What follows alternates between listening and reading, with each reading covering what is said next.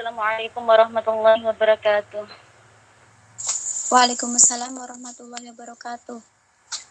A'udzu billahi minasy syaithanir rajim. Bismillahirrahmanirrahim. Ar-Rahman 'allamal Qur'an, khalaqal insan, 'allamahul bayan. Asy-syamsu wal qamaru bihusban, wan najmu wasy-syajaru yasjudan. Was-samaa'a rafa'aha wa wada'al mizan, alla tadghaw fil mizan.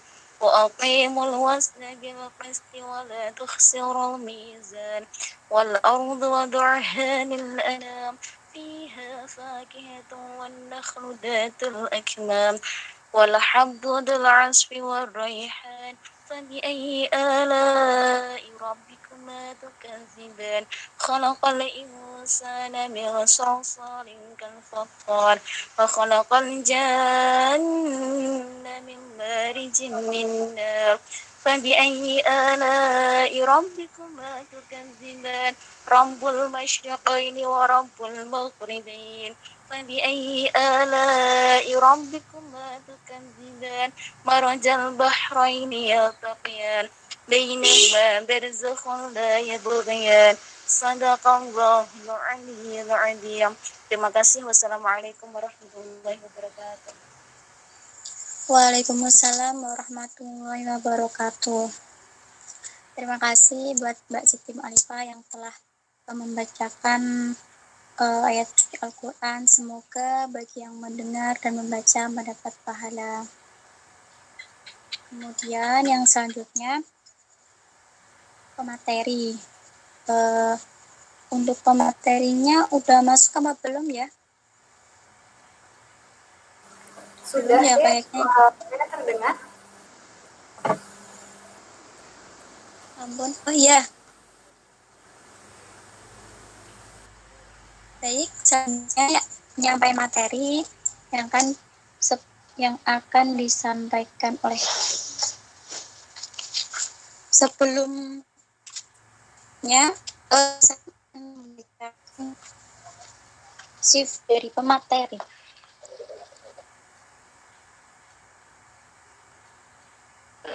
Sebentar ya.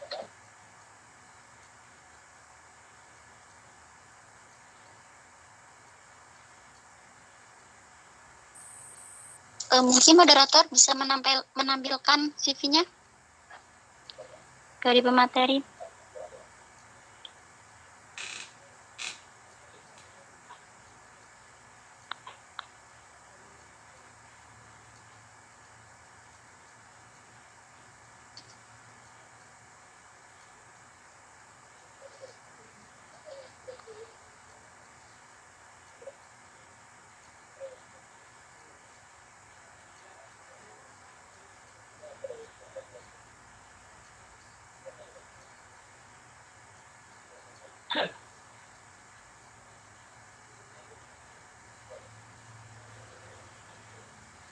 Nah, ini dari sisi materi kita pada malam hari ini. Aulia Azizah sebagai Kadif Edukasi Komunitas Teman Halal Semarang Mentor dan Kepala Asrama Break Scholarship IBM BRI UNES Putri. Riwayat pendidikan TK Tunas Mataram, SD Negeri 2 Kago, kemudian SMP Negeri 1 Selawi, SMA Negeri 4 Bekasi, S1 Pendidikan IPA, FMIPA, Universitas Negeri Semarang. Kemudian statusnya, tempat tanggal lahir, tanggal 27 Maret 1992. Statusnya, anak dari Bapak Darmawi dan Ibu Indriekti, mahasiswa pasca sarjana UNES. Kemudian alamat asalnya Pondok Ungu, Permai, Bekasi Utara, Jawa Barat. Kontak personnya udah ada ya teman-teman. Kemudian untuk riwayat organisasi ada tahun 2010 Staf Biro IPA, BEM FMIPA UNES, Staf Kaderisasi FMI UNES, Bendahara Judi FMIPA UNES. 2011 ada Ketua Hima IPA, Staf Divisi PSDM. Kemudian 2012 ada Ketua Departemen Infokom BEM FMIPA UNES, Ketua Judi dari FMIPA UNES, Ketua Komisi A BPH IPA FMIPA UNES.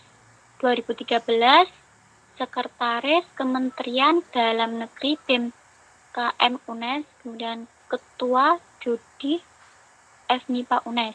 2014 Staf Divisi In-House Training Brotherhood Training Center, Koordinator Zona FMIPA Akhwat Kos Binaan Ikhwah Rasul.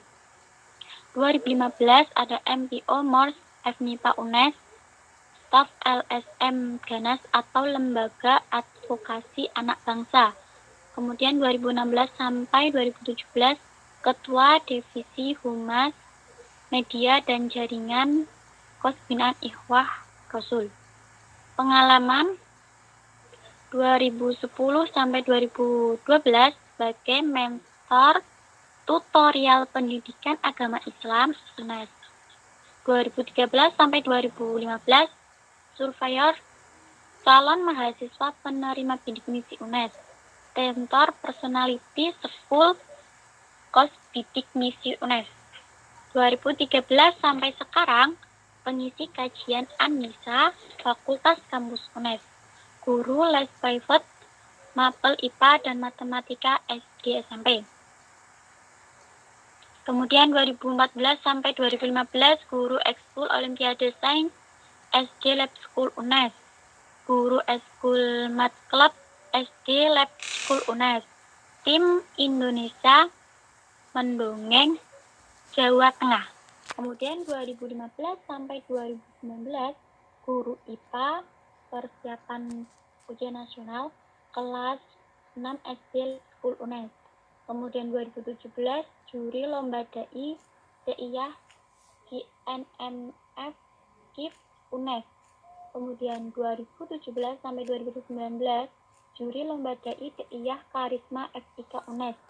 Kemudian 2017 sampai 2020 guru ekskul karya ilmiah anak SDIT Bina Amal, pembina Olimpiade Sains SDIT Bina Amal dan Mutiara Hati. Associate Trainer Lembaga Training Trusko Nusantara. Kemudian pada tahun ini, itu tahun 2021, guru ekskul Olimpiade IPA SMA IT Bina Amal. Masya Allah banget ya. Karena penyampaian materi, monggo silahkan untuk waktunya kami persilahkan. Baik, jazakallah khair kepada MC. Tadi siapa ya MC-nya? Ukti Titik ya. Panggilnya siapa ya? Titik ya. Masya Allah ya, perjuangan ketika mengadakan kegiatan-kegiatan online karena dalam dinamika per-onlinean gitu ya. Jadi banyak sekali kendala-kendala atau tantangan-tantangannya begitu, karena di luar kuasa kita tentunya ya, masalah sinyal dan lain sebagainya. Semoga kebaikan teman-teman sekecil apapun itu dibalas oleh Allah dengan balasan terbaik. Di momen yang seperti ini teman-teman masih tetap berjuang untuk mensyiarkan nilai-nilai Islam melalui kajian-kajian, terutama salah satunya adalah kajian muslimah. Bismillahirrahmanirrahim. Assalamualaikum warahmatullahi wabarakatuh. Waalaikumsalam warahmatullahi wabarakatuh. Ya, alhamdulillahirabbil alamin. Wassalatu wassalamu ala asrofil anbiya'i wal mursalin wa ala alihi wa sahbihi ajma'in. Amma ba'du. Alhamdulillah atas izin Allah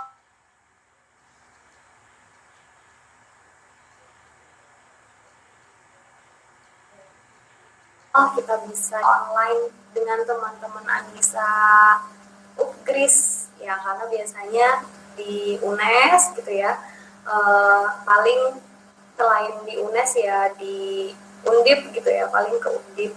Kalau kampus lain tuh pernahnya ke Undip atau ke sekolah-sekolah biasanya gitu dengan para siswa-siswa bertemu. Alhamdulillah atas izin Allah tentunya ya, dan di dalam kondisi apapun teman-teman sekarang ini, semoga tetap istiqomahkan dalam kebaikan dengan dibuktikan teman-teman masih berkiprah dalam kegiatan-kegiatan dakwah, dalam kegiatan-kegiatan yang bermanfaat, yang itu adalah merupakan kebaikan dan tentunya bermanfaat bagi diri kita. Alhamdulillah, tidak lupa juga kita haturkan salawat ya, salawat dan salam kepada suri tauladan kita semua, yaitu Nabi Muhammad SAW, yang begitu mulianya beliau, begitu banyak sekali keteladanan yang bisa kita praktekkan sebetulnya, tapi bagi kita yang manusia biasa itu semua mungkin berat gitu ya, tapi Rasulullah sudah membuktikan bahwa ketika kita mau untuk memulainya tidak ada rasa berat gitu. Apalagi kalau semuanya itu sudah diniatkan karena Allah, pastinya kalau wainya udah dapat, kita bisa melakukan semuanya itu dengan ringan. Tidak berpanjang lebar, terima kasih atas kesempatannya di malam hari ini. Sesuai pesanan dari teman-teman panitia bahwa malam hari ini kita akan diskusi sedikit tentang bagaimana ya waktunya ya, saatnya waktunya muslimah ini untuk berkiprah gitu. Temanya tentang itu. Tentunya kalau bahas tentang perempuan ya, bahas tentang perempuan, bahas tentang kiprah, itu teman-teman udah tahu bayangannya. Salam kenal semuanya tadi sudah diperkenalkan sama moderator ya. Biasanya saya menyebut diri saya kalau di depan adik itu Mbak Aul gitu. Jadi manggil Mbak aja, kadang kan ada yang manggil ustazah gitu ya, nggak usah manggil Mbak aja gitu. Ya, jadi kalau kita ngomongin tentang perempuan tuh panjang sebenarnya, apalagi ngomong tentang kiprah. Pasti pertanyaannya atau alur ceritanya teman-teman udah paham nih, bakalan perempuan itu spesial, apakah ada batasannya gitu kan. Kalau ngomong tentang kiprah itu seperti apa, apakah kita benar-benar dibedakan dengan yang namanya laki-laki, atau bagaimana tuh teman-teman udah paham lah ya secara teori gitu. Maka bahkan ketika saya membaca teorinya tuh Masya Allah itu juga udah ada materinya di situ gitu. Jadi mungkin ada sisi lain yang ingin Mbak Aul bahas. Kalau nanti random nggak apa-apa ya teman-teman panitia. Boleh saya share screen ya.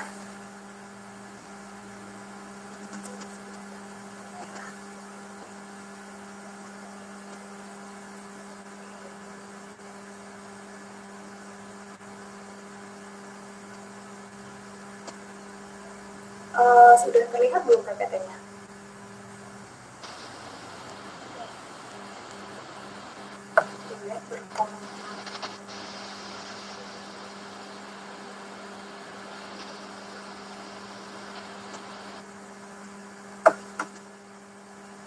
Ya, sudah deh, sudah muncul. Karena ini saya udah lama Google Meet-an pakai laptop ya, khawatir nggak bisa jadinya. Sebentar.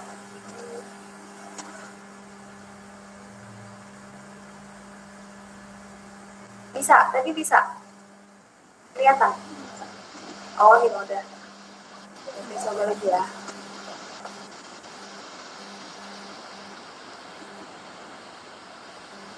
Ya.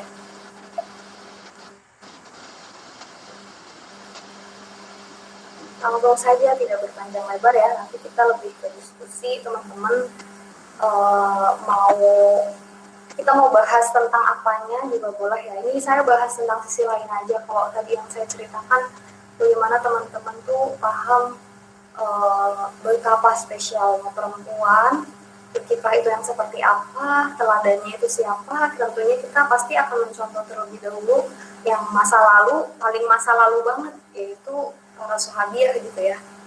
Baik, sebelum kita mulai ke materi intinya, bismillah, ingat lagi, maknai, dan terus disyukuri. Jadi apapun materinya, saya sering mengingatkan tentang ayat ini yang teman-teman tentunya semuanya sudah hafal ya. Untuk ayat ini mungkin sering dibaca juga ketika sholat atau ketika apalagi ya. Biasanya kan surat-surat pendek favorit tuh kalau buat bacaan sholat ya. Bismillahirrahmanirrahim. Laqad khalaqnal insana fi ahsani taqwim. Quran surat At-Tin ayat 4 ya. Bahwa ayat ini menurut saya maknanya dalam banget. Ya intinya bahwa ya Allah itu nyiptain manusia itu dalam bentuk yang sebaik-baiknya.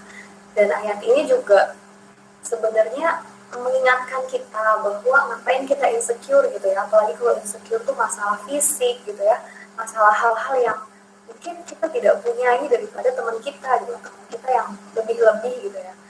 Biasanya kalau perempuan tuh insecure-nya fisik duluan ya, sebelum ke yang lain-lain, sebelum misalnya aku nggak pinter, aku nggak jago bahasa Inggris, aku nggak apa gitu. Biasanya pertama itu tentang fisiknya terlebih dahulu. Nah, jadi ayat ini luar biasa menurut saya, maknanya dalam sekali. Fi ahsani taqwim. Ketika manusia itu diciptakan Allah dalam bentuk yang sebaik-baiknya, ya berarti diri kita yang seperti ini, saya yang seperti ini, terus teman-teman yang seperti itu gitu ya itu sudah sebaik-baiknya gitu. Kalau kita masih, contoh aja ya, kalau kita masih insecure dari segi fisik kita, coba teman-teman ngaca atau bahkan membayangkan gitu kan, seandainya nih kok aku apa namanya, kok aku pipinya cabi ya, nggak tirus gitu, aku kok gendut banget atau apa gitu. Kalau gendut tuh bisa karena efek kebiasaan kita ya. Contohnya apa ya, ini aja deh, mata ya, mata atau hidung ya, matanya belok atau sipit, hidungnya mancung atau kresek gitu ya. Biasanya kulitnya putih sama matang atau apalah gitu ya. Nah itu seandainya kita kadang iri gitu, ada orang yang merasa iri dengan kondisi fisik temannya. Nah kalau teman-teman ngaca pasti ada sesuatu kelebihan pada teman-teman. Kalau kita mau bayangin seandainya hidung aku ditempelin sama hidungnya dia nih yang mancung banget gitu kan, itu jadinya malah aneh gitu. Nah itulah sebaik-baiknya benar-benar udah terbaik ya seperti ini. Kalau ditempelin sama, kalau seandainya tadi misalnya matanya aku sipit tapi pengen banget nih matanya dia bagus ya, belum dan lain sebagainya. Nah, kalau ditempelin itu jadi jelek, makanya nah, kita ini yang apa adanya ini sudah Allah berikan seperti ini, itu sudah benar-benar yang terbaik yang Allah berikan gitu ya. Apalagi manusia itu punya kelebihan, yaitu diberikan yang namanya akal gitu. Itulah yang membedakan kita dengan makhluk hidup yang lain, tumbuhan dan hewan. Jadi benar-benar terbaik lah gitu, terbaik Tuhan mintainya tuh dengan bentuk yang sebaik-baik gitu ya. Jadi jangan lupa bersyukur sebelum apapun itu, kita syukuri dulu gitu kan, karena kita sudah diciptakan selengkap ini loh, sesempurna ini meskipun tidak ada, katanya kan tidak ada hal yang sempurna ya, sempurna hanya milik Allah dan pasti ada kurang-kurang. Baik, berikutnya jangan komplain ya teman-teman. Ada nggak yang sejauh ini merasakan bahwa kenapa sih aku jadi perempuan, kenapa aku lahirnya jadi perempuan, menyesal dengan diri kita yang kita itu dilahirkan atau menjadi perempuan. Allah itu memberikan potensi yang luar biasa pada diri kita. Jadi kamu pun spesial gitu. Kamu juga spesial nih, pas banget gambar bayinya perempuan semua ya. Jadi ketika kita lahir kan banyak yang bergembira ya, banyak yang bergembira menantikan, bahkan menyambutnya dengan sukacita. Bahkan seorang ibu yang melahirkan kita pun ketika dia berjuang sakit-sakitan gitu kan, merasakan sakit, tapi ketika sudah jebrol, udah lihat anaknya lahir gitu kan, itu betapa senangnya. Sakitnya itu katanya ya, yang sudah-sudah, karena saya belum berpengalaman, ada yang sudah-sudah sakitnya tuh kayak terobati ketika sudah bertemu dengan anaknya yang sudah lahir gitu. Masya Allah, benar-benar ya, sampai sebegitunya. Jadi banyak yang menanti-nantikan. Bahkan kita itu sendiri, kita itu spesial, punya potensi yang luar biasa yang sudah Allah berikan. Jadi jangan komplain ya. Baik, apa kabar Muslimah? Kalau di UNES ini berarti lagi momen apa nih? Kalau di UNES kan baru selesai UAS, teman-teman itu yang masih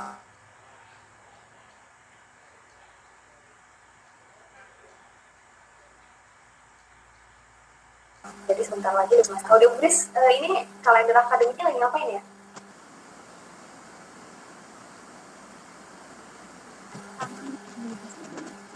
UAS juga atau masih UAS atau udah selesai? Oh, udah selesai ya, alhamdulillah. Rata-rata gitu ya, sama ya. Cuman mungkin liburnya nih beda-beda. Kalau di UNES kan kayak udah banyak yang tahu kalau liburnya lama gitu. Baik, apa kabar Muslimah? Harapannya eh, ada dua gambar yang saya sajikan karena setiap diri kita punya urusan yang banyak ya. Bahkan kalau kata Hasan Albana tuh yang namanya kewajiban tugas-tugas itu kan gak akan pernah habis. Jadi tugas dan kewajiban diri kita itu lebih banyak daripada waktu yang tersedia gitu. Jadi nggak akan pernah habis. Teman-teman dapetin tugas kuliah atau mungkin tugas nggak usah ke tugas kuliah dulu deh, kayak nyapu, ngepel, cucian piring, cucian baju, itu kan nggak pernah kelar-kelar terus ya, ada terus ya. Tugas kuliah juga sama seperti itu. Nah, harapannya tidak, teman-teman ketika sekarang posisinya lagi berjuang untuk menimba ilmu gitu kan di bangku perkuliahan, ya gambar yang sebelah kiri ini kan belajar terus ya, sebelah kanan juga sama. Ada kalanya kita merasa pusing gitu ya, ngantuk, bosen, capek dan lain sebagainya. Tapi ingat lagi bahwa capeknya ketika kita berjuang dalam menuntut ilmu itu adalah lelah-lelah yang disukai oleh Allah dan Rasulullah gitu. Karena itu perjuangan dalam menuntut ilmu itu luar biasa, kan bisa jadi jalan menuju surga, banyak keutamaan dari kita menuntut ilmu pokoknya. Ya, harapannya tidak seperti kedua gambar ini yang apa ya, setiap harinya diliputi dengan pusing gitu kan, gara-gara tugas, gara-gara apa yang untuk gak kelar-kelar gitu. Baik, bagaimana kalau para pemudanya ya, ini khususnya teman-teman kan anak muda nih, ya kita ya, saya juga merasa masih muda dong gitu. Bagaimana kalau pemudanya lesu, lelah, lunglai? Teman-teman masih ingat ya, ada mainan anak-anak yang kayak gini nih. Biasanya gambarnya inti gitu ya, bebek, aku tuh pokoknya kalau nggak ayam, bebek, apa lagi ya, pokoknya gitulah ya, hewan-hewan yang terus lucu-lucu gitu, nanti dia bisa jalan kalau diputar ya. Nah, maksudnya tuh analoginya gini, jangan sampai kita yang masih muda usianya gitu ya, cepat dan sering mengeluh, tidak bergairah menatap masa depan, tidak punya semangat dan optimisme, terus bahkan tidak berakhlak gitu. Apalagi perempuan ya, perempuan udah nggak ada akhlaknya tuh gimana jadinya ya. Ketika pemudanya seperti ini, ketika perempuannya seperti ini, mereka akan tergerak jika hanya digerakin doang. Jadi mereka bukanlah penggerak-penggerak yang layaknya anak muda. Anak muda itu kan luar biasanya, anak muda itu semangatnya menggebu-gebu. Kalau orang yang lebih tua dari kita, lebih senior dari kita, mereka pengalamannya luar biasa. Tapi kalau anak muda mimpinya tuh luar biasa. Jadi sampai hal-hal yang tidak logis mungkin gitu ya, kayak misalnya ada yang punya mimpi, aku pengen keliling dunia, aku pengen katanya beasiswa luar negeri gitu. Itu kan kayak hal yang yakin kamu bisa gitu kan, kalau bisa dari segi apa itu kemampuan ekonomi lah, dari segi kemampuan secara akademik atau apa, tapi atas izin Allah gitu, gak ada yang nggak mungkin. Mimpinya anak muda tuh luar biasa ya. Jangan sampai kita lesu, lemah, lunglai gitu ya. Ya, bismillah, fokus, mari maknai apa yang Allah berikan. Di dalam hadis riwayat Bukhari dan Muslim, lihatlah orang yang keadaannya berada di bawahmu dalam masalah harta dan dunia, dan janganlah engkau melihat orang yang keadaannya berada di atasmu dalam masalah ini. Jadi ketika kita iri gitu kan, ingin seperti teman kita kondisinya gitu, tidak mensyukuri kondisi yang kita alami sekarang ini. Nah, kalau dia rasain kayak gitu, coba lihat gitu, orang yang ada di bawah kita. Tapi kita lihat orang yang di bawah kita itu dalam urusan apa, urusan harta dan dunia. Jangan lihatnya yang kalau masalah harta sama dunia itu, jangan lihat orang yang lebih atas dari kita gitu. Jadi kalau kita melihatnya di bawah yang lebih kurang beruntung ya, yang kurang beruntung daripada kita gitu, mereka yang mungkin rumah aja belum ada, misalnya belum kuliah aja buru-buru gitu kan, buru-buru kuliah, SD aja terputus di tengah jalan gitu ya, buat makan aja luar biasa perjuangannya dan lain sebagainya. Kalau kayak gini kita ngeliatnya di bawah tuh luar biasa, kita akan selalu mensyukuri apa-apa yang sudah Allah berikan kepada kita. Tapi kalau kita melihat masalah harta dan dunia itu lihatnya ke atas terus, nah itu udah bawa nanti ke bawah ambisinya akan seperti itu. Tapi kita lupa untuk mensyukuri apa yang sudah Allah berikan kepada kita, gitu ya. Ya, saking spesialnya perempuan, teman-teman sudah sering ya mendengar ini. Ini saya dapat gambar, ini bagus saya ambil aja daripada ya matik-matik lagi. Juga ini flyernya bagus juga, cukup menarik. Teman-teman sering gitu ya, saking spesialnya ya, itu ya menjadi perhiasan dunia ya, atau mau jadi seburuk-buruknya fitnah ya tentang perempuan. Maka menjadi sebaik-baik perhiasan itu adalah wanita solihah ya, perempuan solihah bukan segala maksud. Kalau seburuk-buruknya fitnah ya itu terletak pada perempuan juga. Maka betapa spesialnya perempuan, saking spesialnya ada dua kondisi. Kita mau jadi yang sebaik-baiknya apa yang seburuk-buruknya nih, tinggal milih aja. Jadi kayak Allah aja udah jelas banget ya mengatakan bahwa fujuroha wa taqwaha. Jalan itu cuma ada dua, jalan fujur sama jalan takwa. Kita mau milih yang mana gitu. Nggak ada yang namanya tengah-tengah, karena firmannya Allah bilang fujuroha wa taqwaha. Mau jalan yang fujur apa yang takwa, kan cuma itu gitu. Nah makanya pentingnya teman-teman ketika ada program-program seperti ini nih, meskipun temanya tuh ya paling kita udah ngerti lah arahnya kemana. Kita kemarin baru aja dengerin gimana teman-teman bisa ngaji di mana aja di zaman yang online kayak gini. Tapi ketika semakin bertambah ilmu dalam diri kita, itu akan menjadikan diri kita itu ya ada Ini slide-nya nggak jalan. Slide-nya saya belum ganti, Mbak. Ya, belum ganti? Ya, masih slide yang pertama. Oh gitu, ya Allah. Kenapa ya? Kok suka kayak gitu ya? Baik, gini aja. Saya kalau ini kelihatan semua. Ya, ini kelihatan. Slide. Saya giniin aja ya. Nggak tahu kenapa nih. Pernah juga kayak gitu sih. Kalau saya giniin kelihatan semua ya. Ya, yaudah gini aja, maaf ya teman-teman, nanti saya kirim ke panitia. Baik, jadi kembali lagi bahwa sebaik-baik perhiasan atau seburuk-buruk fitnah. Kalau kita mau milih jalan takwa, maka ya udah ditelusuri terus. Ketika kita terlahir menjadi perempuan, jadilah yang spesial, artinya spesial menjadi sebaik-baik perhiasan dunia, yaitu kita menjadi perempuan yang sholihah begitu ya. Kalau yang hadis yang satunya lagi, ternyata bahayanya perempuan juga, selain dia bisa menjadi sesuatu yang sangat berharga gitu kan, bisa jadi dia adalah sesuatu yang membahayakan.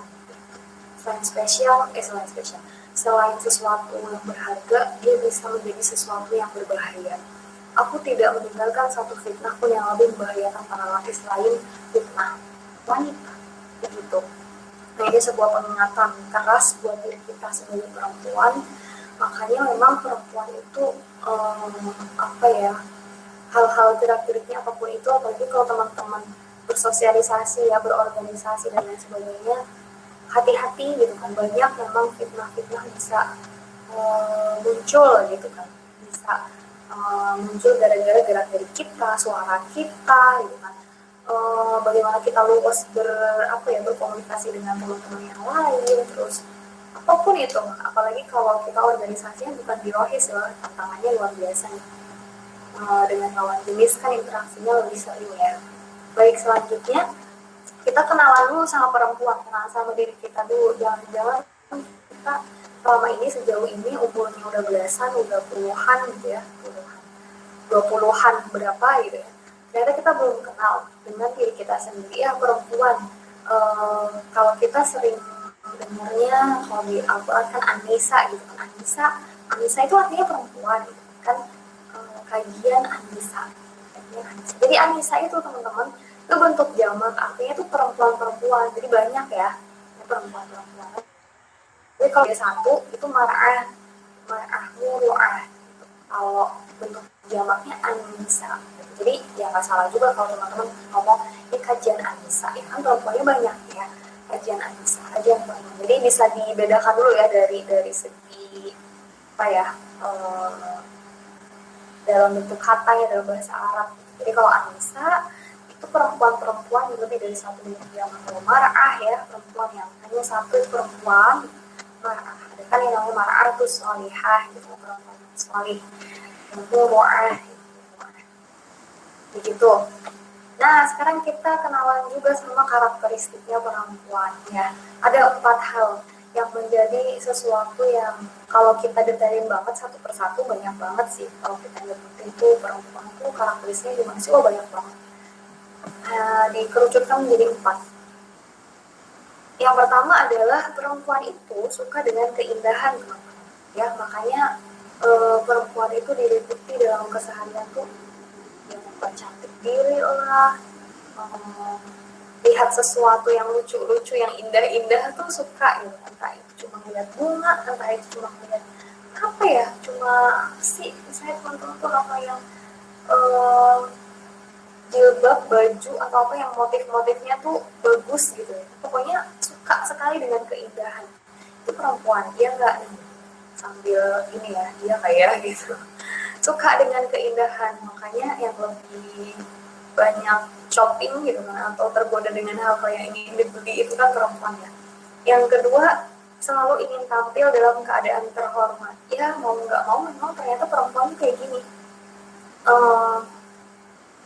Mungkin ada yang nggak sadar gitu ya, maksudnya gimana nih ya, perempuan itu akan selalu berusaha tampil dalam keadaan terhormat, yang nggak mau dong malu-maluin, nggak mau dong terlihat yang gimana-gimana gitu, meskipun kita ya apa adanya atau punya kayak gini dan lain sebagainya, pasti ingin tampil tuh dalam keadaan terhormat. Begitulah perempuan. Yang ketiga, makanya bedanya tuh kalau perempuan tuh mungkin bedanya sama laki-laki tuh yang sangat sederhana sekali, yang maksudnya ya udahlah nggak mikirin. Kalau perempuan kan, aduh jilbabnya, bajunya, roknya udah matching belum ya, kaos kakinya atau apa gitu. Yang ketiga, punya rasa sensitivitas yang tinggi ya. Kalau dibandingin sama laki-laki memang lebih tinggi sensitivitasnya gitu. Lebih sensi, makanya ada yang banyak ya kalimat-kalimat yang mengatakan atau statement yang mengatakan bahwa perempuan itu lebih main perasaan, laki-laki itu lebih ke logika gitu. Padahal semuanya itu sebenarnya mau laki-laki atau perempuan semuanya berperan, mau akalnya mau hatinya itu semuanya berperan gitu. Tapi memang yang sudah menjadi karakteristik perempuan, dia memiliki rasa yang lebih sensi gitu ya. Rasa sensinya tuh lebih tinggi, maksudnya sensinya tuh lebih tinggi daripada laki-laki gitu. Makanya perempuan senggol dikit gitu kan, moodnya itu wah naik turunnya tuh luar biasa dinamikanya. Yang keempat, mudah menceritakan sesuatu. Iya nggak nih, perempuan mudah menceritakan sesuatu, sukanya curhat, sukanya apa ya, ada apa-apa tuh ya dalam berkomentar dan lain sebagainya tuh perempuan punya banyak kata ya, punya banyak kata yang dikeluarkan. Kan penelitiannya kayak gitu, antara perempuan dengan laki-laki, perempuan itu punya banyak sekali kata dalam satu hari kalau dihitung dibandingkan laki-laki. Perempuan itu mudah menceritakan sesuatu, dan karakteristik ini hati-hati juga ya teman-teman, jangan sampai menjadi senjata. Maksudnya senjata itu membahayakan diri kita sendiri. Dari omongan itu dijaga, dari perasaan juga dijaga, ya baper tapi ya nggak keterlaluan banget bisa kayak gitu. Dari penampilan juga perlu dijaga, dari keindahan juga tidak sudah sepatutnya tidak berlebih-lebihan kayak gitu. Begini, jadi kita harus sadar dulu kalau kita tuh seperti ini. Jadi kalau misalnya ada yang ngerasa gimana, gitu, berarti benar-benar ya belum sepenuhnya mengenal dirinya bahwa perempuan tuh ya seperti ini. Nanti tinggal PR-nya kontrol diri biar nggak gampang lihat sesuatu bagus pengennya dibeli gitu ya. Kalau sekarang kan di HP semua bisa diklik-klik gitu ya. Oke, maka dengan karakteristik tadi itu perempuan berlomba-lomba untuk cantik. Apa itu sih cantik ya? Cantik itu apa? Apakah satu baik? Apakah yang kedua menarik? Apakah yang ketiga attitude? Cantik itu adalah attitude. Yang keempat adalah intelektual. Sebenarnya cantik tuh kayak gimana sih teman-teman? Ini saya sampaikan ininya dulu ya, cara materi dulu, nanti teman-teman banyak sharing juga masalah. Ada yang mengatakan cantik itu baik, dikatakan cantik, orang itu baik banget, itu cantik. Cantik itu menarik. Nah, biasanya lebih banyak yang di sini ya, menarik. Atau ada orang yang menurut kamu cantik itu seperti apa sih? Cantik itu adalah dia yang pintar gitu, intelektual misalnya gitu. Cantik itu yang attitude-nya bagus gitu ya, yang sopan santun itu pokoknya unggah-ungguhnya gitu ya, itu sangat dijaga bagus lah gitu pokoknya. Nah, ada berbagai versi ya, berbagai versi menurut teman cantik-cantik itu yang seperti apa. Nah, harapannya dari keempat poin ini ya kita miliki semua gitu kan, kita miliki semua, tapi tidak hanya sekedar menonjolkan poin yang kedua, tidak hanya sekedar menarik itu kan berarti kita lihat secara fisik ya, secara zahirnya. Kalau baik ya dibuktikan dengan perbuatan kita. Attitude juga kan, intelektual ya seberapa kita memanfaatkan atau mengemas ilmu-ilmu yang kita miliki gitu kan. Ya, cerdasnya tuh cerdasnya bagaimana itu kan kalau nah, kebanyakan orang berlomba-lomba untuk cantik itu di poin yang kedua saja nih, menarik aja.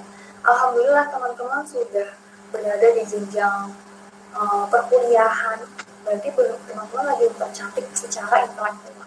Harusnya keempat-empatnya yang kita miliki. Ada yang lebih penting banget nih di nomor 3 ini, atau bisa kita sebut akhlak ya, akhlakul karimah. Kalau akhlaknya gitu kan nanti bersumber dari hati. Dia nanti akan mencerminkan dia adalah orang yang baik, dia adalah orang yang cerdas, meskipun misalnya nggak jago bahasa Komo, nggak jago bahasa Inggris gitu kan, atau nilainya biasa-biasa aja, tapi ketika dia baik, dia akhlaknya akhlakul karimah gitu, dia tetap cantik gitu, dia tetap cantik gitu kan. Dia akan lebih bijak mungkin gitu kan, bukan dari segi pintar dalam nilai atau apa. Nah, itu ya teman-teman, ternyata banyak orang belum lalu untuk cantik di bagian poin 2 apa penting ya. Muslimah cantik iseng ya, cari di Google muslimah cantik kan. Kalau kita tadi tentang perempuan kita udah mengerucut, karena sebaik-baik perhiasan dunia itu adalah perempuan yang salihah, maka kita sebut dengan muslimah ya, kita ganti istilahnya dari muslimah. Muslimah cantik versi Google ketika dicari keluarnya kayak gini teman-teman. Ini saya nyari pas kapan ya pernah ada materi yang seperti ini. Coba kalau misalnya hari ini dicari mungkin beda lagi. Muslimah cantik versi Google. Apa yang teman-teman simpulkan dari gambar ini? Ada satu kata yang bisa disebutkan dari teman-teman muslimah cantik versi Google seperti ini, satu kata yang terbayang dari teman-teman yang bisa menggambarkan tampilan ini. Boleh bersuara.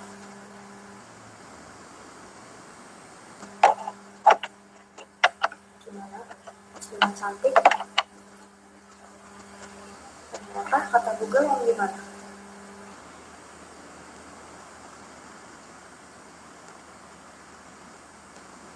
Yang apa tuh? Putih. Ya, glowing ya. Iya benar. Oke, betul. Iya, jadi kayak gitu teman-teman.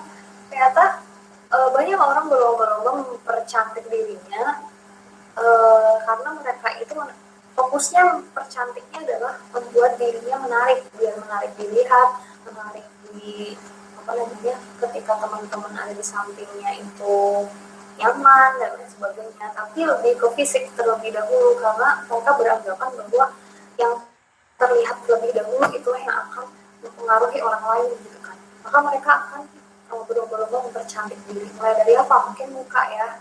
Kalau teman-teman kan yang pakai jilbab ya paling aksesorisnya aja gitu, jilbabnya sekarang kan udah macam-macam tuh, muka gitu kan, perawatan dan lain sebagainya gitu ya. Ternyata kalau searching muslimah cantik versi Google tuh yang glowing gini gitu. Terus kalau misalnya kayak gini kita nanya, lah kita udah menjadi muslimah cantik versi Google belum ya gitu. Mungkin masih jauh gitu, mungkin nggak kayak gini gitu. Itu bersyukuri aja ya. Jadi open your mind teman-teman kenal ini atau mau ini tentunya. cuma pemanis aja gambarnya. Jadi mikirnya tuh cantik tuh teman-teman, cantik itu nggak cuma penampilan gitu, tapi banyak hal yang perlu kita percantik. Apa sih gitu, nah mikirnya tuh jangan cetek cuma sampai di situ doang gitu, meskipun ya penampilan nomor satu gitu kan, bisa ada yang berprinsip seperti penampilan nomor satu, ya masa kita nggak jaga diri kita secara fisik, ya bukan berarti bahwa meminta penampilan tuh nomor sekian tuh enggak juga. Nah, penampilan penting, nanti saya bahas juga ya. Jadi hati dan pikiran kita itu kan seperti parasut teman-teman.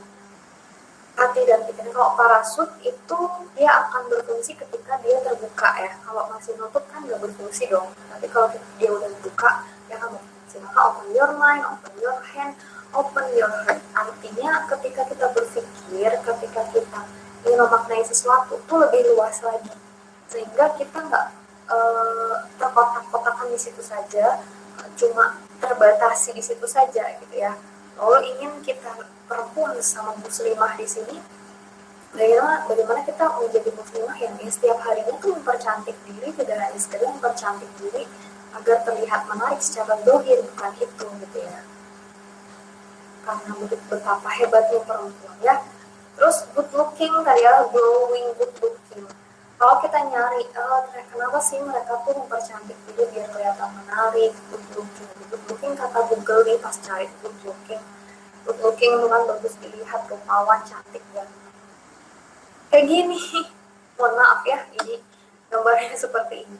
Lagi-lagi masalah penampilan tentunya ya, good looking itu yang kayak gini loh, gitu kan, yang cantik tuh, yang rupawan tuh seperti ini loh. Nah, good looking itu penting ya, penting. Kenapa? Wahyu Allah itu suka dengan keindahan, Allah itu suka dengan keindahan. Jadi perempuan ketika suka dengan keindahan juga kan, tuh Allah suka keindahan, perempuan juga suka keindahan. Tapi hati-hati keindahannya seperti apa versinya Allah. Rasulullah selalu memperhatikan penampilan teman-teman dalam berdakwah.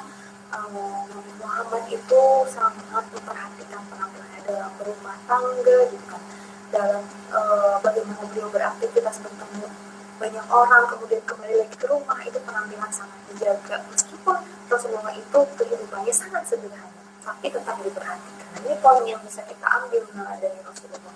Islam mengajarkan umatnya untuk menjaga penampilan loh, fisik dan non fisik, nggak cuma fisik aja ya, fisik juga perlu kita perhatikan.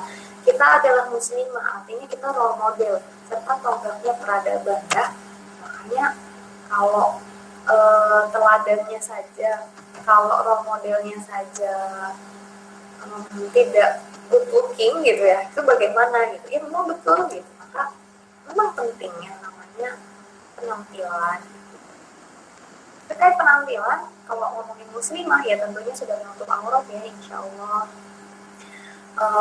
Jika yang belum gitu ya, semoga Allah mudahkan prosesnya, Allah mudahkan mendapatkan hidayahnya. Saya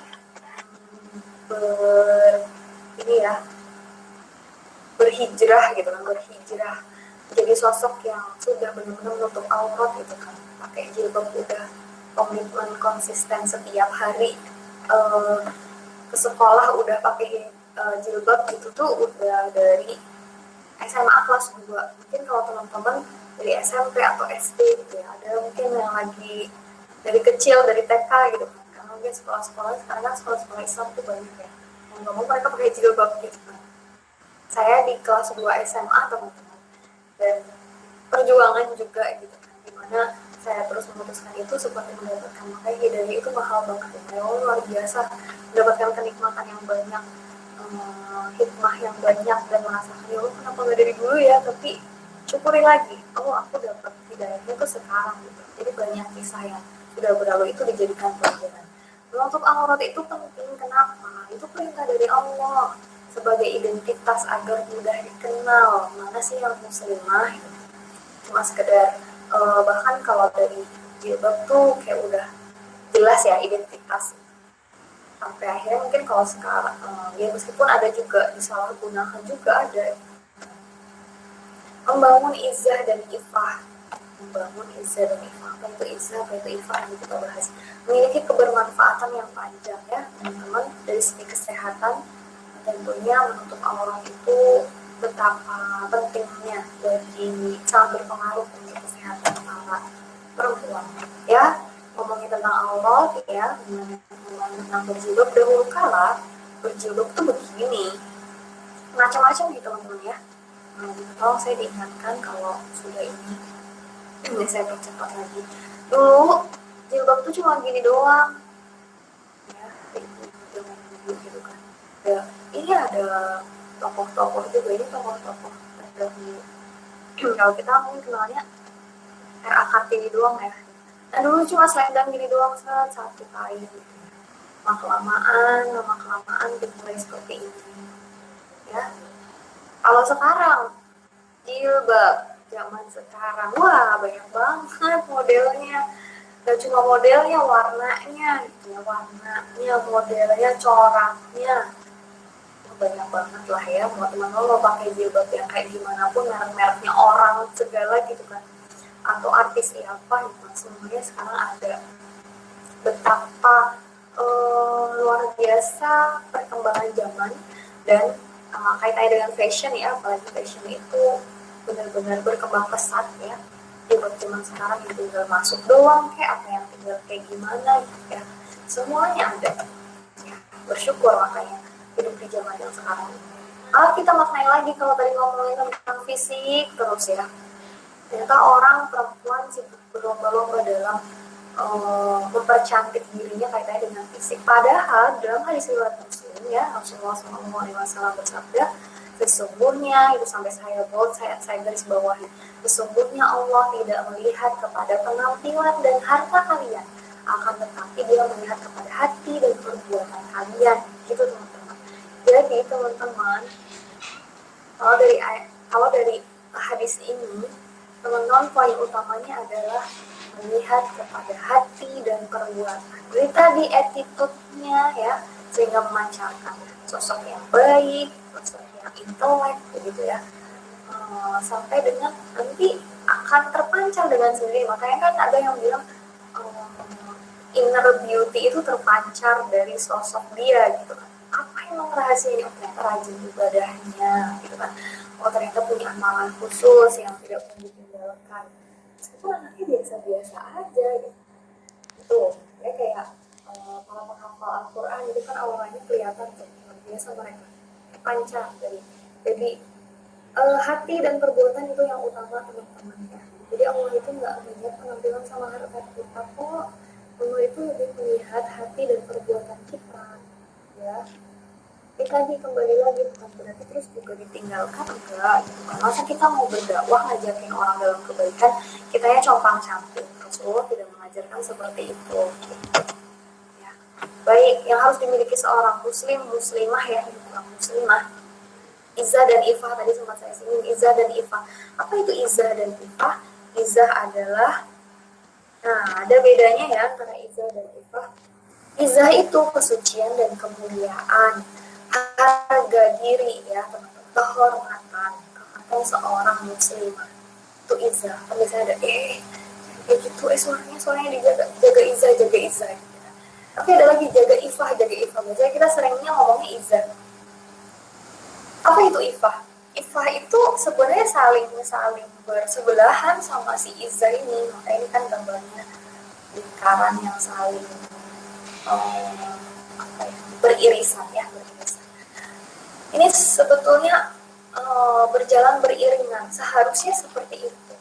Tapi terkadang ya kalau misalnya kita nggak bisa Ifah nih, memunculkan Ifah dalam diri kita, ya Izzahnya otomatis gitu. Tapi kan beriringan, dia nempel. Ifah itu kondisi bagaimana kita menahan diri dari perkara-perkara yang Allah haramkan. Dan ini adalah cara bagaimana kita menjaga kesucian dan kemuliaan. Bagaimana kita juga menjaga harga diri kita. Gitu. Jadi jaga Izzah, jaga Ifah. Bagaimana diri kita senantiasa menahan. Perempuan itu kan lemah sekali di penglihatan ya. Kalau laki-laki tuh di telinga ya. Makanya teman-teman kalau yang punya suara sangat merdu nih, dijaga ya. Apalagi maksudnya kalau ngomong di forum-forum yang banyak ikhwannya, perempuan tuh emang banget ya di mata. Kalau nggak apa-apa dikit tuh pengen gitu, nggak suka gitu.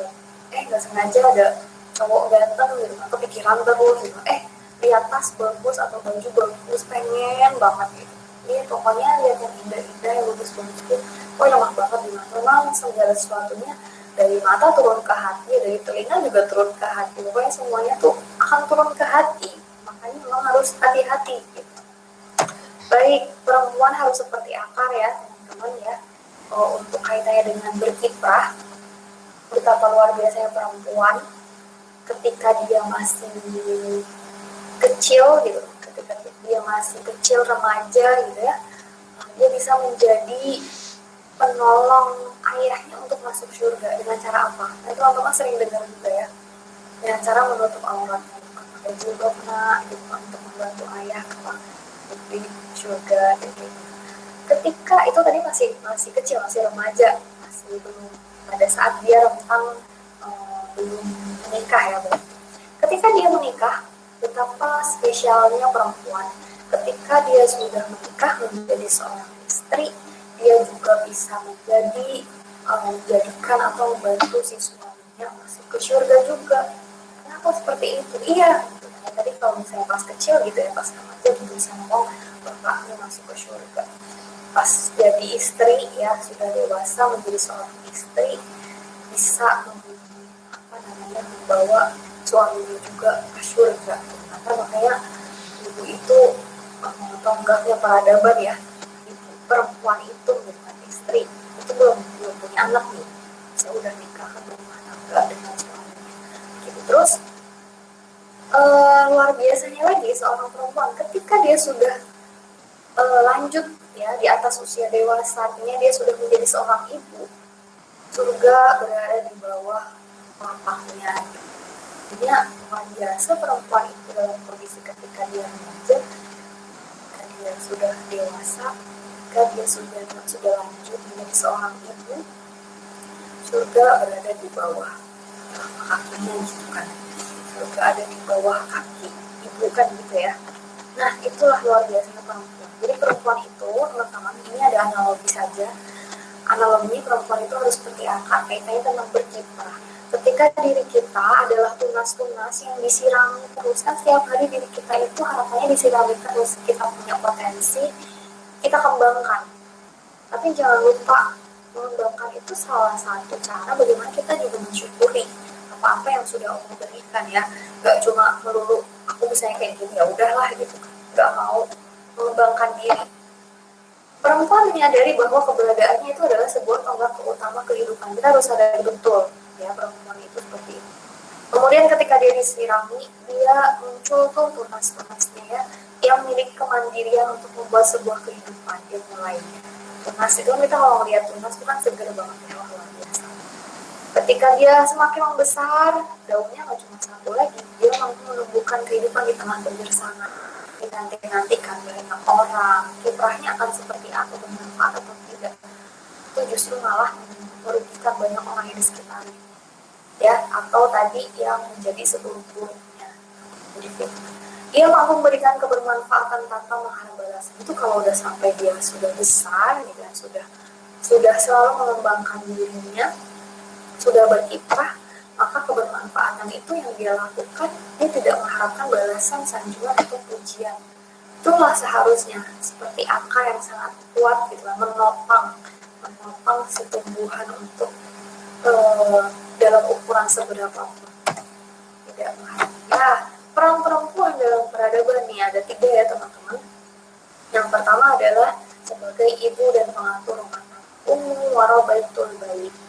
Ya, kita semua adalah calon ibu dan pengatur rumah tangga ya. Baul yang sudah merasakan ya kurang lebih 7 bulan merasakan mengatur rumah tangga itu seperti apa, itu luar biasa. Jadi teman-teman dinikmatin ya, jadi anak kuliahan, jadi anak kos-kosan, jadi anak rantau, apa-apa tuh serba dididik untuk mandiri, nyuci aja sendiri gitu ya. Dicipin kalau di rumah makan tinggal makan, kalau di kos-kosan, kalau di tanah rantau kita mikir nanti siang makan apa ya, nanti malam makan apa, padahal masih pagi gitu, atau malah masih malam kayak gini, besok pagi makan, udah mikirin kayak gitu. Kalau di rumah tuh ya tinggal ambil aja ya, cuci mungkin kalau di rumah cuci, kalau di kos-kosan ngucek dulu, betapa luar biasa capeknya ngerasain kayak gitu. Itu latihannya teman-teman ketika kelak menjadi pengatur rumah tangga. Itu latihannya teman-teman ketika menjadi ibu. Yang kedua, kita adalah utama, kita semua adalah sosok pendidik. Sebelum kita menjadi pendidik bagi anak-anak kita juga menjadi pendidik. Nah itu bagi teman kita, bagi adik kita, gitu. Bagi anaknya orang, mungkin teman-teman yang punya job ngelesin gitu kan itu gitu. Kerjaannya sebagai apa, nggak pendidik gitu. Didik anak orang gitu. Ngelesin maksudnya gitu. Yang umum madrasatul ulama. Kita semua adalah pendidik. Sampai dengan kita nanti akan mendidik siapa? Mendidik anak-anak kita gitu. Anak-anak kita masing-masing. Kan kita didik akan seperti apa mereka jadinya, itu tugasnya seorang perempuan ketika sudah menjadi ibu.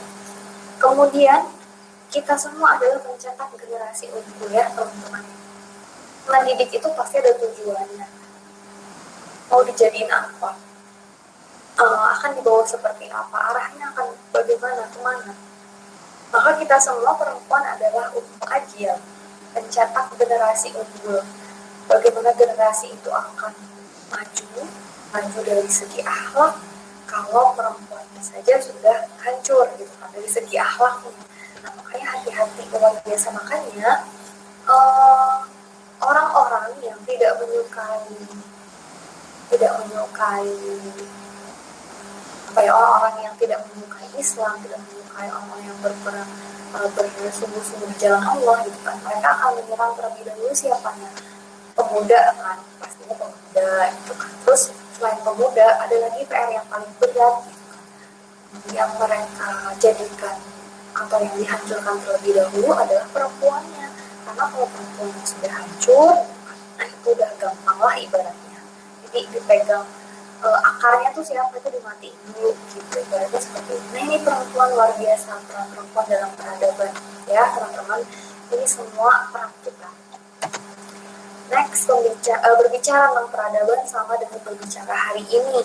Artinya teman-teman kalau sekarang menjadi sosok muslimah yang selalu memperbaiki dirinya, setiap hari memperbaiki diri, persiapan masa depan akan seperti apa, kita harus punya visi misi hidup yang dibawa, pola hidup yang akan diterapkan tuh kayak gimana. Jadi hidup itu gak sekedar ya ngalir aja, kita harus punya visi misi, kita punya mimpi gitu kan. Meskipun semua itu nanti Allah lah yang memang mengatur segala sesuatu, Allah itu perencana terbaik gitu. Tapi apa iya kita nggak punya mimpi dalam kita menjalani hidup gitu kan? Apakah kita tidak punya visi misi hidup gitu? Pola hidupnya yang seperti apa diterapkan? Jangan cuma ikut-ikutan doang. Role model kita tuh siapa yang dicita-citakan? Kita belajar ya, berbicara tentang peradaban, maka kita akan berbicara tentang masa lalu. Pastinya kalau kita ngomong aku pengen kayak gimana ya, aku pengen kayak gimana. Kita harus belajar juga dari sejarah, nggak cuma dari orang-orang yang ada di sekitar kita. Belajar dari sejarah, belajar dari kisah-kisah terdahulu. Bagaimana luar biasanya para sahabiah, mereka perempuan-perempuan tangguh yang tidak sekedar hebat dalam urusan rumah tangga, tapi dalam urusan dakwah alias keluarnya itu juga hebat. Kiprahnya tuh hebat gitu. Kalau misalnya kita mau ngomongin, emang perempuan tuh cuma disuruhnya di rumahnya, enggak juga gitu. Coba kita lihat kisah terdahulu sahabiah itu ada yang jadi tenaga medis gitu ya, ada yang jadi pendidik ya, luar biasanya sosok ibunda kita Aisyah radhiyallahu anha, bagaimana beliau itu cerdas sekali ya gitu kan, ngajarin kan banyak meriwayat sebagai ini ya, banyak meriwayatkan hadis gitu ya, jadi diajarkan ke banyak orang.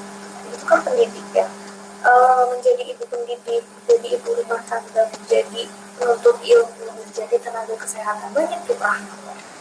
Artinya memang cuma sekedar di rumah aja gitu. Tapi nanti teman-teman pas udah berumah tangga ngerasain fitrahnya sendiri, fitrahnya perempuan, bahwa fitrahnya perempuan bagaimana kita punya tugas utama di rumah itu seperti apa, itu nanti teman-teman ngerasain sendiri ya. Terakhir ini udah 3 slide lagi, jadi teman-teman ngomong-ngomong tentang kiprah ya, Jadi sebenarnya kiprah tuh kayak gimana sih? Saya pernah berdiskusi dengan ya ustazah gitu. Kayak dengan kiprah, teman-teman boleh berkiprah aja, punya mimpi apapun, misalnya pengen jadi tenaga pendidik gitu kan, misalnya guru, dosen, teman-teman pengen jadi tenaga medis gitu, perawat, dokter, apalagi dokter kandungan perempuan itu kan masih jarang banget ya.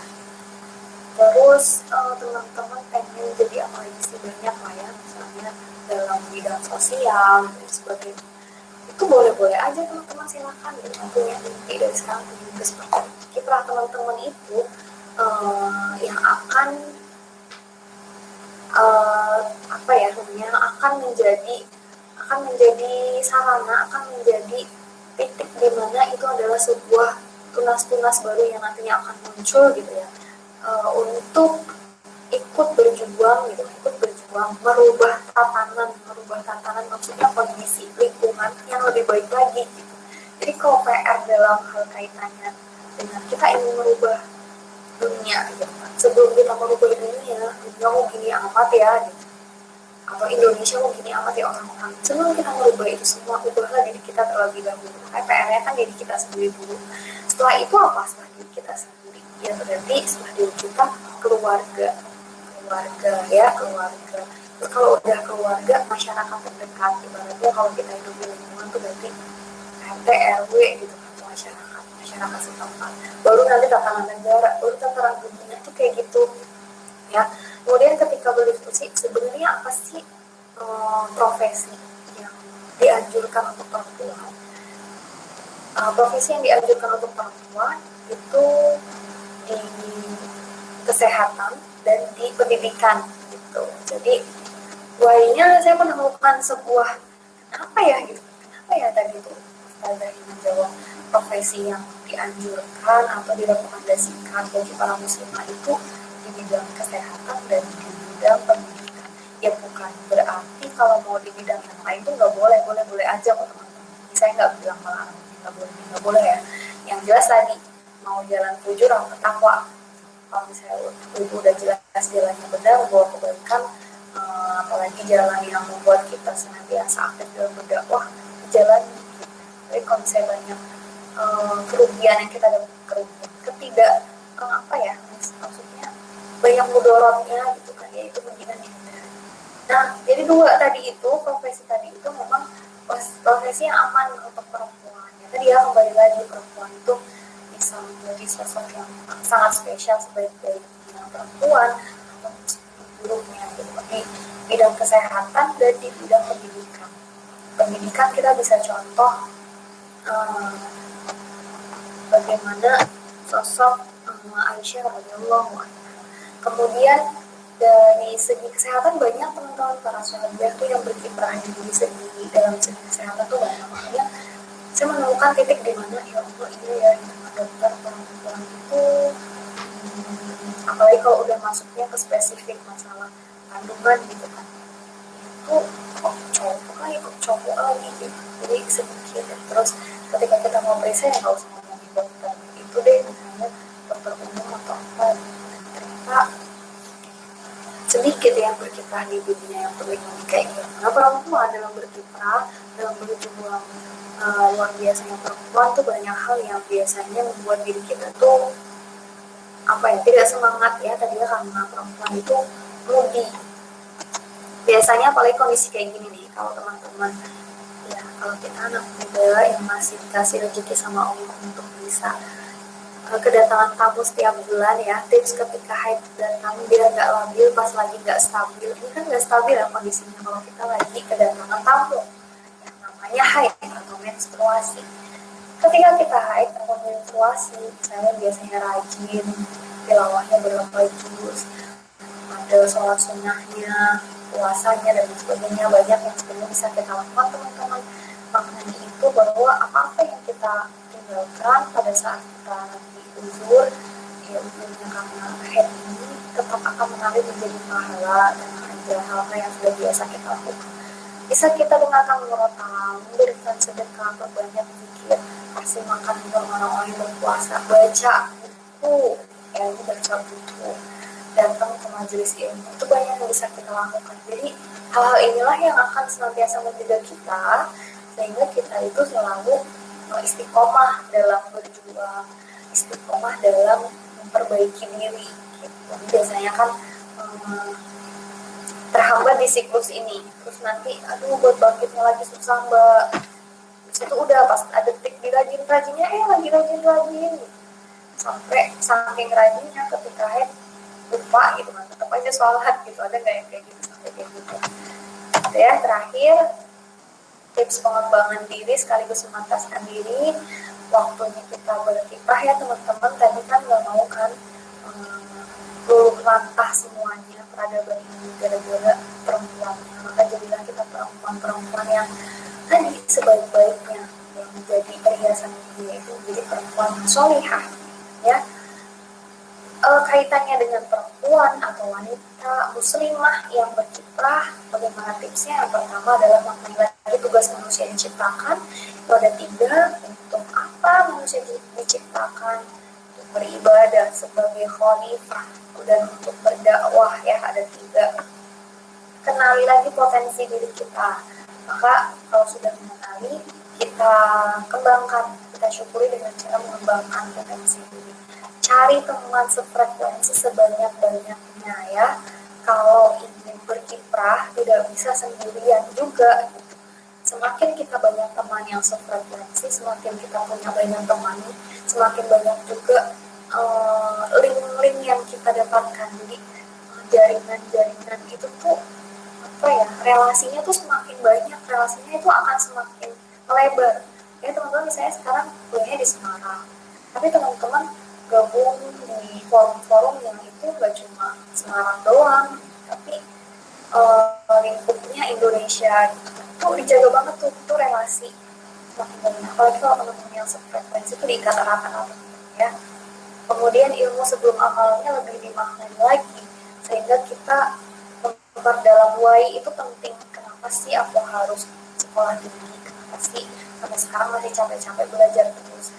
Kenapa sih orang tua aku pengen aku tuh jadi orang yang sukses? Itu ilmunya diperdalam lagi, sehingga kalau kita udah memaknai ilmu, kan ilmu sebelum amal ya, maka ketika kita akan bergerak, beramal, melakukan segala sesuatu tuh udah ringan dan udah mantep gitu. Nggak ada lagi namanya bertanya-tanya kenapa sih ya. Tadi kenapa sihnya tuh digali dalam segi ilmunya terlebih dahulu. Jadi timeline pribadi ya teman-teman, ini namanya muslimah karena tadi karakteristiknya luar biasa seperti itu, urusannya banyak, sering terkecoh dengan yang namanya waktu, lebih suka cerita panjang daripada lebih suka curhat daripada tugasnya ternyata banyak banget, ditinggal curhat, ditinggal baca-baca atau chattingan gitu kan. Chattingannya apalagi kalau udah pegang HP tuh udah ya, hati-hati teman-teman, benar-benar kita diuji gitu kan, jangan sampai kita mulai dengan waktu gara-gara kita keasikan main HP, keasikan nonton, keasikan apa gitu lah. Punya timeline pribadi biar hidupnya lebih tertata lagi, aktif bersosialisasi, karena ketika kita ingin berkiprah, apalagi ranahnya nanti sudah luas, masyarakat ya, di lingkungan yang sudah lebih luas lagi, bukan masalah kampus lagi. Kalau di kampus teman-teman sudah berkiprah dengan aktif dalam organisasi, itu bagus, saya akui gitu. Jadi kalau saya pribadi, saya bukan orang berprestasi. Saya pernah pada saat saya interview dipanggil pas saya apply jadi ini kan mentor dan kepala asrama itu anak-anak dari scholarship US, itu saya salah satu pertanyaannya ditanya seperti ini, menurut kamu apa prestasi kamu gitu kan, menurut kamu apa prestasi kamu? Lalu mikir dong, aku nggak punya prestasi woi gitu kan. Apa dijawabnya? Spontan aja. Memang hal seperti itu kita harus tahu. Pernah nggak terpikirkan aku punya prestasi apa sih? Memang bahwa bukan orang yang menjadi mahasiswa yang berprestasi, juara ini juara itu. Jadi bahwa spontan menjawab, prestasi saya adalah saya bisa menjalani semua ini gitu kan dengan baik gitu, dengan baik. Spesifiknya adalah menurut saya prestasi saya bukanlah orang yang berprestasi, ibu gitu kan, ibu-ibu yang nanya, ibu pusatnya. Saya bukan orang yang berprestasi dari segi akademik, tapi menurut saya sebuah kebanggaan dan patut saya syukuri juga ketika saya mampu mendidik anak-anak binaan saya gitu kan untuk maju, untuk membawa mereka berani untuk berada di ajang olimpiade OSN gitu kan, dan mereka lolos tingkat kecamatan, lolos tingkat kabupaten. Itu merupakan prestasi bagi saya mengantarkan anak-anak untuk berprestasi, itu adalah prestasi bagi saya. Itu jadi spontan bahwa menjawab seperti itu, karena memang kalau ditanya prestasi bahwa nggak juara ini itu tuh enggak. Mungkin kalau teman-teman kampus melihatnya kelebihannya Baul ya aktif dalam berorganisasi gitu kan. Ya, makanya saya melabeli diri saya sendiri sebagai aktivis, makanya email saya aktivis gitu kan. Aktivis, semua pada tahu tuh kalau teman-teman dekat kan orang gitu. Jadi teman-teman harus aktif bersosialisasi ya, dan cukup Allah yang ada di hati. Itu terakhir, teman-teman tetap semangat. Mohon maaf nih, jadi 9/12 ya, saatnya mendobrak diri, ubah ya, diubah kebiasaan-kebiasaan buruknya itu hancurkan gitu kan, tapi bangun dengan kebiasaan-kebiasaan yang baik.